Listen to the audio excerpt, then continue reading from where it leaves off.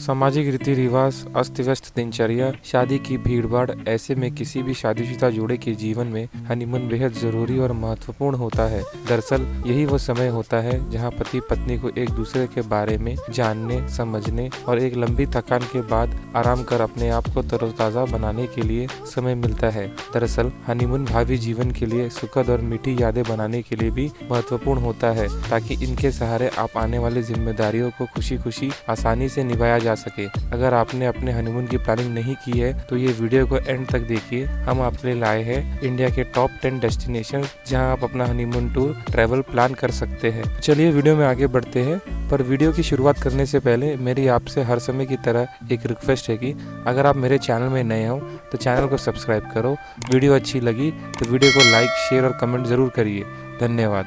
तो चलिए आगे बढ़ते हैं और बात करते हैं अपने पहले डेस्टिनेशन के बारे में, जो कि है गोवा। भारत के सबसे फेवरेट हनीमून डेस्टिनेशन में शुमार गोवा में आपको एक दूसरे के हाथ थामे कई जोड़े मिल जाएंगे। वैसे भी गोवा की खासियत है कि बिकनी, बीच और बेब्स। ऐसे में अपने हमसफर की बाहें थामे खूबसूरत बीचेस, शानदार मौसम, काजू की मादक फेनी और बेहतरीन नाइट लाइफ का मजा ही कुछ और है। गोवा के खूबसूरत और शानदार समुद्री तटों की लंबी लिस्ट में कलंगुट बीच, अंजुना बीच, बागा बीच, बगेटर बीच, सिंकोनियन बीच, पालम बीच भी प्रमुख है। जब चारों ओर पानी ही पानी हो तो ऐसे में वाटर गेम्स और रिवर क्रूज का मजा न केवल शादी की सारी थकान मिटाकर आपको तरोताज़ा कर देगा, बल्कि कपल्स के लिए मस्ती के साथ साथ एक दूसरे के समझने में मददगार भी साबित होगा। आप चाहे तो क्रूज पर कैंडल लाइट डिनर और नाच गाने का भी भरपूर लुत्फ उठा सकते हैं। गोवा की सुंदरता के साथ स्वच्छंद और उन्मुक्त जीवन आपके हनीमून में जैसे रोमांस की लजीज तड़का लगा देगा। चलिए आगे बढ़ते हैं और बात करते हैं अपनी दूसरी डेस्टिनेशन के बारे में, जो कि है मनाली। हनीमून के लिए सबसे उपयुक्त डेस्टिनेशन में से एक है मनाली।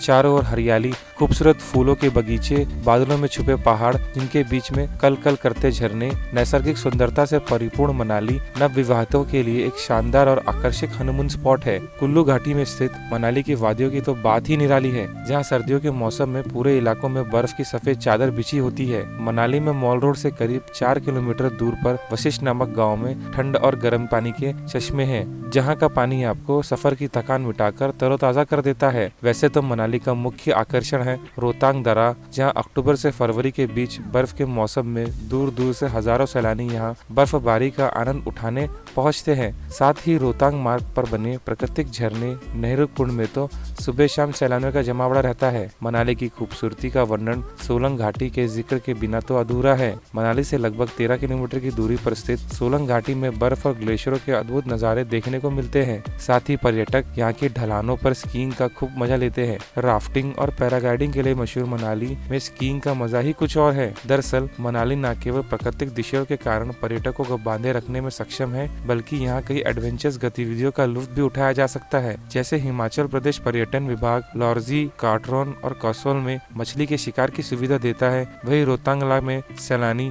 माउंटेन बाइकिंग का मजा ले सकते हैं। मई से मध्य जून और सितंबर के मध्य अक्टूबर तक व्यास नदी में राफ्टिंग का लुत्फ उठाया जा सकता है। तो चलिए दोस्तों आगे बढ़ते हैं और बात करते हैं अपने नेक्स्ट डेस्टिनेशन के बारे में, जो कि है माउंट आबू। जैसे कश्मीर को धरती का स्वर्ग कहते हैं, वैसे ही माउंट आबू को राजस्थान का स्वर्ग कहा जाता है। नीलगिरी की पहाड़ियों पर बसे माउंट आबू की भौगोलिक स्थिति, वातावरण और प्राकृतिक सुंदरता राजस्थान के अन्य शहरों से एकदम अलग और मनोरम है। यहाँ की नक्की झील एक बेहतरीन पर्यटन स्थल है। यहाँ नक्की का मतलब है नाक यानी नाखून। दरअसल इस झील के बारे में मान्यता है कि हिंदू देवताओं ने अपने नाखूनों को खोद खोद कर ये झील बनाई थी, इसलिए इसे नक्की के नाम से जाना जाता है। नक्की झील के चारों ओर हरियालियां और पहाड़ियों का खूबसूरत नजारा देखते ही बनता है। इसी झील के दक्षिण भाग में स्थित सनसेट पॉइंट से डूबते हुए सूरज का बेहद आकर्षक नजारा मन को मोह लेता है। सूर्यास्त के समय आसमान के बदलते रंगों की छटा बेहद निराली और खूबसूरत नजर आती है। साथ ही यहाँ से दूर दूर तक फैले हरे भरे मैदानों के दृश्य आंखों को बेहद सुकून देते हैं। नजारा बेहद सुंदर दिखता है। इसी झील को नौकायान का भी आनंद लिया जा सकता है। माउंट आबू में वन्य जीव अभयारण्य है, जहां मुख्य रूप से तेंदुए, sloth bear, wild boar, sambar, chinkara और लंगूर पाए जाते हैं। इतना ही नहीं, यहाँ पक्षियों की लगभग 200 से ज्यादा और पौधे वनस्पतियों की 100 से ज्यादा प्रजातियां दिखी जा सकती है। पक्षियों में रुचि रखने वाले के लिए ये सबसे उपयुक्त जगह है। इसके अलावा माउंट आबू में अचलगढ़ किला भी देखने के लायक है, जिसे मेवाड़ के राजा कुंभा ने एक पहाड़ी के ऊपर बनवाया था। माउंट आबू का गुरु शिखर सबसे खूबसूरत और आकर्षक जगह है, जो अरावली पर्वत श्रृंखला की सबसे ऊंची चोटी है। पर्वत की चोटी पर एक मंदिर स्थित है, जहाँ की दिव्यता और शांति मन को छू लेती है।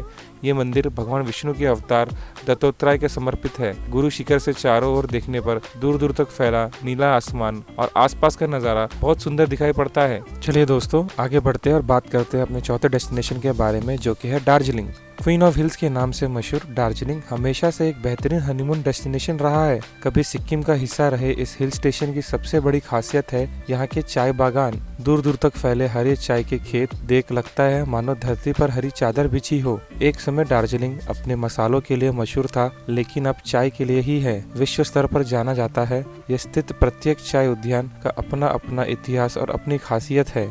यहाँ के खूबसूरत और हरे भरे चाय के बागानों से दुनिया भर में चाय निर्यात की जाती है, लेकिन पश्चिम बंगाल के इस शानदार हिल स्टेशन की खूबसूरती सिर्फ इसके चाय बागान नहीं है, बल्कि यहाँ की वादियाँ ही बेहद मनोहरी है। बर्फ से ढके सुंदर पहाड़, देवदार के जंगल, प्राकृतिक सुंदरता, कल कल करते झरने सबका मन मोह लेते हैं। अपनी इसी खूबसूरती के कारण ही इसे पहाड़ों की रानी कहा गया है और इसकी गिनती दुनिया भर के मशहूर और खूबसूरत हिल स्टेशनों में की जाती है। दार्जिलिंग की सैर शुरू होते ही मशहूर टॉय ट्रेन से जो पहाड़ी और खूबसूरत वादियों के बीच से होकर गुजरती है। इसकी यात्रा के दौरान चाय के बागान, देवदार के जंगल, तिस्ता और रंगीत नदियों के संगम के खूबसूरत नज़ारे सैलानियों का मन मोह लेते हैं। बादशिया लूप से गुजरते समय टॉय ट्रेन यहाँ वृत्तकार घूमती है और यात्रियों को 180 डिग्री के विस्तार में पहाड़ियाँ नजर आती है। दार्जिलिंग की एक और मशहूर जगह है टाइगर हिल, जो शहर से लगभग 13 किलोमीटर की दूरी पर स्थित है। यहाँ से सूर्योदय का अद्भुत नज़ारा बेहद खूबसूरत दिखाई देता है। यही वजह है कि कंचनजंगा की पहाड़ियों के पीछे से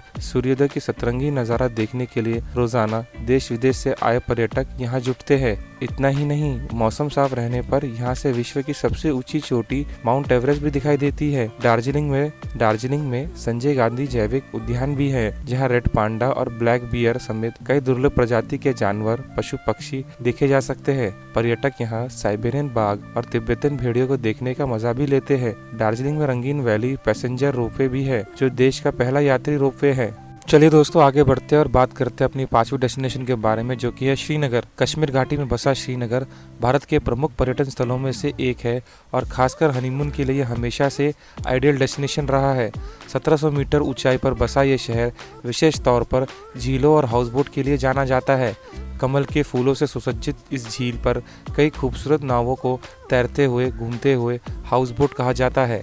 दरअसल श्रीनगर की सबसे बड़ा आकर्षण यही डल झील है, जहां सुबह से शाम तक रौनक ही रौनक नजर आती है। अल सुबह से लेकर सुहानी शाम तक दिन के हर प्रहर में इस झील की खूबसूरतियों का कहीं ना कहीं अलग अलग रंग दिखाई देता है। यहाँ तक कि सूर्यास्त के बाद हाउसबोट की जगमगाती लाइटें सौंदर्य को दुगना कर देती है। अगर आपको भीड़भाड़ से दूर एकदम शांत वातावरण में किसी हाउसबोट में रहने की इच्छा है, तो आप नगीन लेक या झेलम नदी पर खड़े हाउसबोट में ठहर सकते हैं। नगीन झील भी कश्मीर की सुंदर और छोटी सी झील है।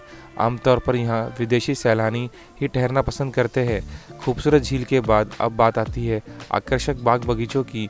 यहाँ मौजूद मुगल गार्डन इतना बेहतरीन और सुनियोजित ढंग से तैयार किया गया है कि मुगलों का उद्यान प्रेम इनकी खूबसूरती के रूप में यहाँ आज भी झलकता है। इसके अलावा शालीमार बाग, निशात बाग जैसे कई महत्वपूर्ण उद्यानों को देख बिना श्रीनगर का सफर अधूरा सा लगता है। इन उद्यानों में चिनार के पेड़ों के अलावा छायादार वृक्ष है, रंग बिरंगे फूलों के तो इतने भरमार रहती है। इन उद्यानों के बीच बनाए गए झरनों से बहता पानी भी बेहद आकर्षक लगता है। चलिए दोस्तों, आगे बढ़ते हैं और बात करते हैं अपने नेक्स्ट डेस्टिनेशन के बारे में, जो है अंडमान निकोबार आइलैंड। अगर आपको पानी से खास लगाव है तो अंडमान निकोबार आइलैंड आपके लिए सही रहेगा। बंगाल की खाड़ी में स्थित और हिंद महासागर की जल सीमा से कटा अंडमान निकोबार द्वीप समूह वास्तव से 300 से अधिक खूबसूरत द्वीपों और टापुओं का बेहद समूह है, जहाँ पन्ना और मूंग की चट्टानें भी मौजूद है।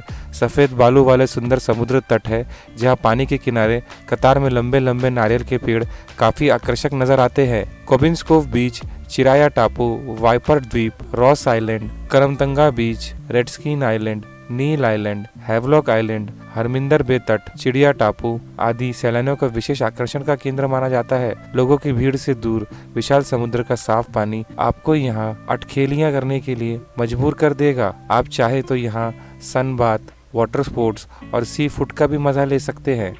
तो चलिए अभी आगे बढ़ते हैं और बात करते हैं अपने नेक्स्ट डेस्टिनेशन के बारे में, जो है शिमला। अगर आपके पास समय बेहद कम है तो शिमला आपके लिए सबसे उपयुक्त हनीमून डेस्टिनेशन साबित हो सकता है। पहाड़ी ढलानों पर बने मकानों और खेतों, देवदार, चीड़ और माजू के जंगलों से घिरा शिमला बहुत आकर्षक दिखाई देता है। देश के सबसे ज़्यादा खूबसूरत हिल स्टेशनों में से एक शिमला को 7 पहाड़ियों का शहर भी कहा जाता है। सुरंग और हरी भरी पहाड़ियों से गुजरते हुए टॉय ट्रेन से कालका से शिमला का सफ़र बेहद सुखद और रोमांचक होता है। शिमला में मॉल रोड काफ़ी मशहूर है, जहाँ कई शॉपिंग सेंटर और रेस्टोरेंट मौजूद है।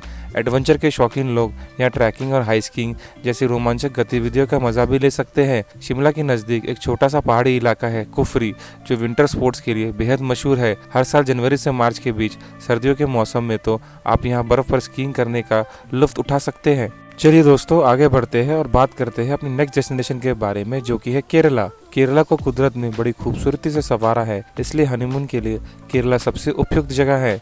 ऊंचे ऊंचे पहाड़, शानदार समुद्र किनारा, नारियल और खजूर के पेड़ों के झुरमुट के बीच से नाव पर सवारी, चारों ओर हरियाली और बेहद खूबसूरत नज़ारे, ये सब केरला की खूबसूरती का असली पहचान है। इन रोमानी नज़ारों में प्यार भरे दिलों की धड़कनें बढ़ना स्वाभाविक है। अगर आपको समुद्र किनारों से खास लगाव है तो यह मौजूद चुआरा बीच, कोलवम बीच, मुरुदेश्वर बीच, बेकल बीच, वर्कला बीच और शनमुगन बीच आपके लिए सही रहेंगे। अगर आप किसी हिल स्टेशन का मजा लेना चाहते हैं तो केरला में मुन्नार, पेरीमेड, लकड़ी, देवीकुलम जैसे खूबसूरत पहाड़ी इलाके हैं जिधर आप जा सकते हैं। खासकर मुन्नार तो देश ही नहीं विदेशी सैलानियों के लिए भी काफ़ी मशहूर है। तो चलिए दोस्तों आगे बढ़ते हैं और बात करते हैं अपनी नेक्स्ट डेस्टिनेशन के बारे में, जो कि है ऊटी। ऊटी देश के सबसे खूबसूरत, शांत और प्रदूषण रहित हिल स्टेशनों में शामिल किया जाता है। ऊटी की इसी खासियत की वजह से यहाँ कई फिल्मों की शूटिंग होती रहती है। नीलगिरी की खूबसूरत पहाड़ियाँ, चारों ओर हरियाली, बेहद आकर्षक झील, कुदरत के सुंदर सुंदर नज़ारे, यानी कि हनीमून के लिए एकदम परफेक्ट माहौल है। आप चाहे तो अपने हमसफर के साथ झील में बोटिंग का मजा ले सकते हैं या फिर फूलों के सजे गार्डन में बाहों में बाहें थामे सैर का आनंद ले सकते हैं, और चाहे तो एक जगह ऊंचाई पर बैठकर एक दूसरे के कंधे पर सर रखकर कुदरत के खूबसूरत नज़ारों का लुत्फ ले सकते हैं। ऊटी में देखने के लिए बहुत कुछ है, जैसे डोबटा चोटी, Kalhatti waterfalls, कोटगिरी, Mudumalai century. Kalhatti waterfalls यहाँ से करीब 14 किलोमीटर दूर है, जो काफ़ी खूबसूरत और आकर्षक है। चलिए दोस्तों आगे बढ़ते हैं और बात करते हैं अपनी नेक्स्ट डेस्टिनेशन के बारे में, जो कि है डलहौजी। हिमाचल प्रदेश में बसा डलहौजी हिल स्टेशन एक खूबसूरत और शानदार हनीमून डेस्टिनेशन में से एक है। 5 पहाड़ों पर बसा ये शहर लगभग 14 वर्ग किलोमीटर में फैला हुआ है। क्योंकि डलहौजी शहर British governor general Lord Dalhousie के नाम पर ही रखा गया है, इसलिए यहाँ आपको ब्रिटिश आर्किटेक्चर, ब्रिटिश की झलकियाँ आसानी से देखने को मिल जाएगी। चारों ओर पहाड़ों से घिरे इलाकों के बीचों बीच रावी नदी पे खूबसूरत नज़ारे के साथ साथ कुदरत के कई और दिलचस्प नज़ारे देखने मिल जाएंगे। चीड़ के पेड़ों से गुजरते हुए मनमोहक नज़ारे, ऊंचे ऊंचे पहाड़ और हरी भरी वादियाँ, कुदरत के इस खूबसूरत और शानदार सफर की यादें आप जिंदगी भर नहीं भूल पाएंगे। चलिए दोस्तों वीडियो को यहीं समाप्त करते हैं। आपको मेरी वीडियो कैसी लगी मुझे कमेंट्स करके बताइए। वीडियो अच्छी लगी हो तो दोस्तों और रिश्तेदारों में शेयर कीजिए, लाइक कीजिए, कमेंट कीजिए, और अगर आप मेरे चैनल में नए हैं तो कृपया करके मेरे चैनल को सब्सक्राइब कीजिए। Thank you.